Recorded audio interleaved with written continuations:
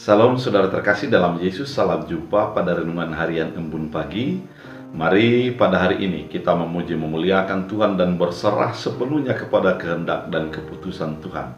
Karena Dia adalah sumber kekuatan, sumber daripada penghiburan bagi hidup kita.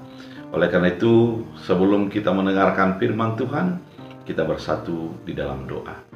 Damai sejahtera Allah yang melampaui segala akal dan pikiran, itulah yang melihara hati dan pikiranmu.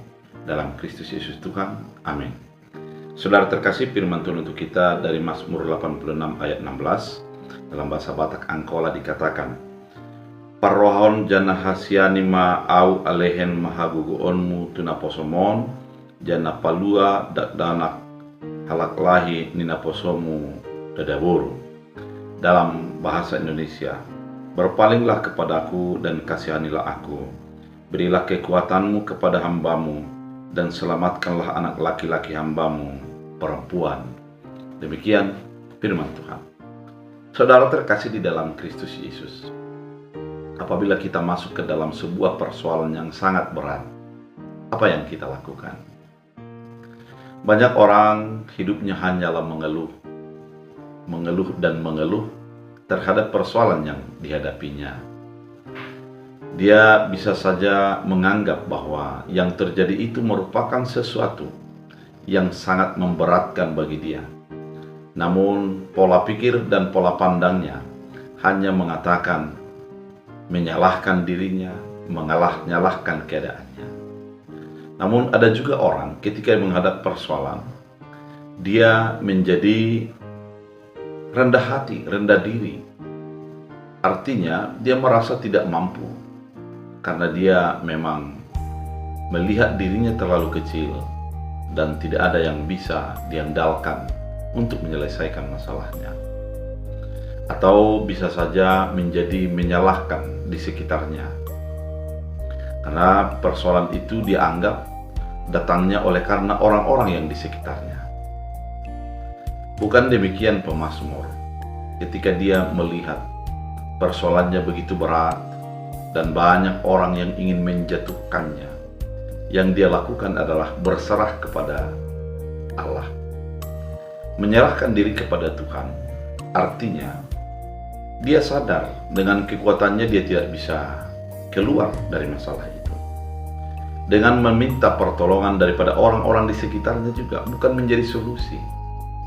Namun ketika sujud di hadapan Tuhan dan berserah kepada kehendak keputusan Tuhan, di sanalah kekuatan itu didapatkan.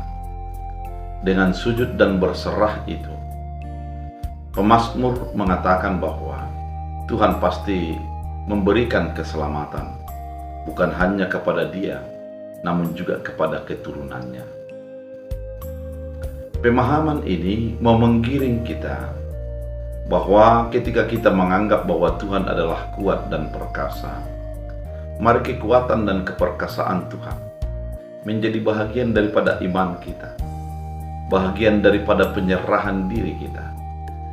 Sehingga dengan kekuatan dan keperkasaan Tuhan, ketika kita menyerahkan diri, kita menjadikan Tuhan sebagai penopang kita sepenuhnya, sebagai pemberi solusi terhadap segala sesuatu yang kita hadapi. Saudara terkasih, tidak jarang orang percaya dihadapkan dengan persoalan yang begitu berat, yang sulit untuk dihadapi. Tidak jarang orang percaya menjadi terjepit di dalam dua sisi. Artinya, ketika dia memilih sesuatu, akan menjadi banyak resiko, dan memilih kepada yang satu lagi mungkin lebih parah resikonya. Semua serba salah. Namun ketika menyerahkan diri kepada kehendak dan keputusan Tuhan, di sanalah jalan keluar didapatkan. Oleh karena itu, saudara terkasih di dalam Kristus Yesus, pemahaman yang demikian mau diarahkan kepada kita melalui pemazmur ini adalah penyerahan diri kepada kehendak dan keputusan Tuhan, memberikan otoritas kepada Tuhan untuk turut campur tangan dalam memberikan jalan keluar terhadap masalah yang kita hadapi. Beban yang kita hadapi begitu berat mungkin, namun dalam tangan Tuhan, perlindungan Tuhan akan mudah dan bisa diatasi.